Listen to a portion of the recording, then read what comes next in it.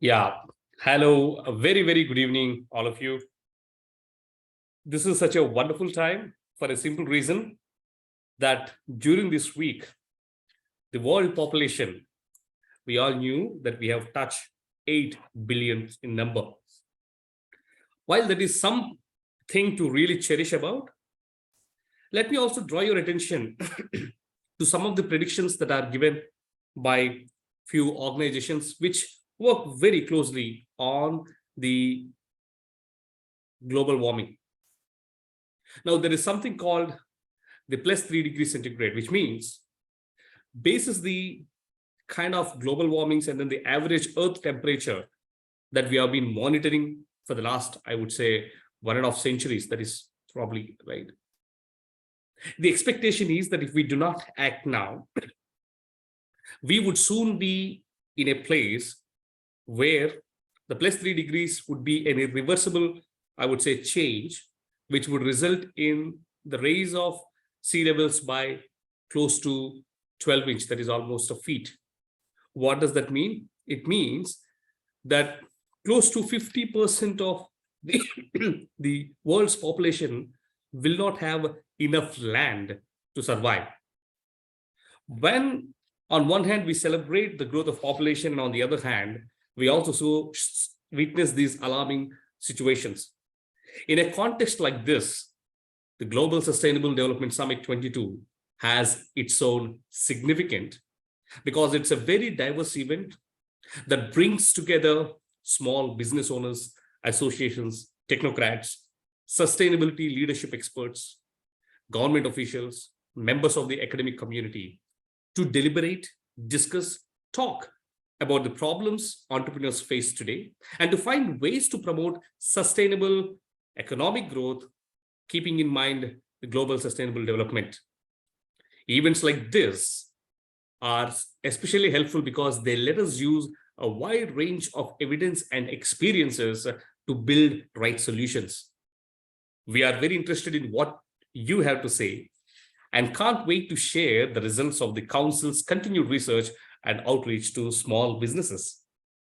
In fact, some of you may have been here last year for a summit on how to use micro, small, and medium-sized businesses to reach sustainable development goals.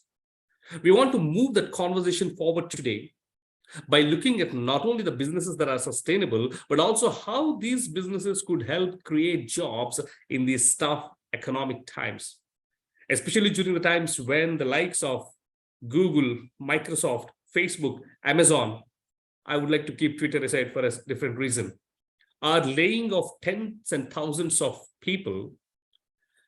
We are, in some markets, people say the recession has already set in. That's what the UK finance minister released a statement today, that recession has already entered the United Kingdom. Well, for other economies, it is just at the doorstep. So we definitely are going through economic tough times, and it is very important on how these businesses could help counteract those particular, I would say, downward spirals. We will also talk about the unique problems that women and minority-owned businesses face. In fact, we want it to be as specific and as usual as we can. The ultimate goal of the summit is to learn more about how to help MSMEs and communities where they are based to find out what works and what doesn't work for them. And at the same time, it is aimed to speed up the development of sustainable economy. In fact, let me also remind you that it's no secret that last few years have been very hard for many small and medium businesses, especially in the context of the COVID-19 crisis. While some economies did really make a comeback, many of the smaller business owners were completely wiped out, and some of them are still trying and struggling to come back to their original pre-COVID rhythm. In fact, right now they have to deal with low sales, falling asset values, more uncertainty, and importantly, a tight credit market. Many business owners have had to let people go or wait to hire new people.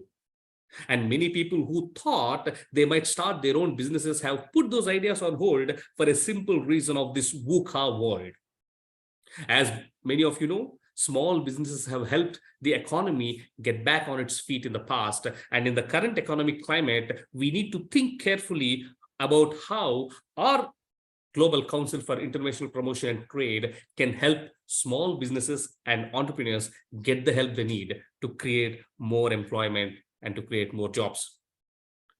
Small businesses also help our country compete globally.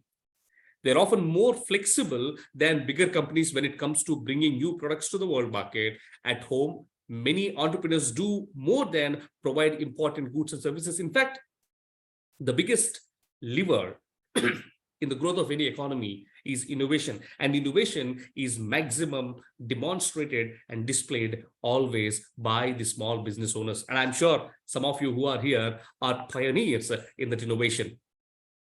In fact, these businesses also help keep the neighborhoods where they live and work alive. Small business owners often show how much they care about their communities because these businesses are deeply woven, deeply bound with the communities, and it is very difficult to separate both of them. And hence, whether it is their leadership roles in the local schools or volunteering for non-profit activities and getting involved in civic affairs, these small business owners and small businesses set a precedence to the others to follow.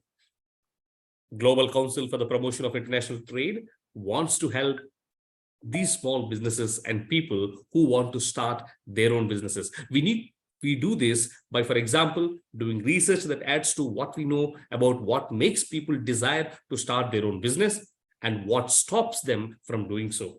And by running outreach programs that help these small business owners and other important people in the community to get access to a wide range of financing and technical help. The issues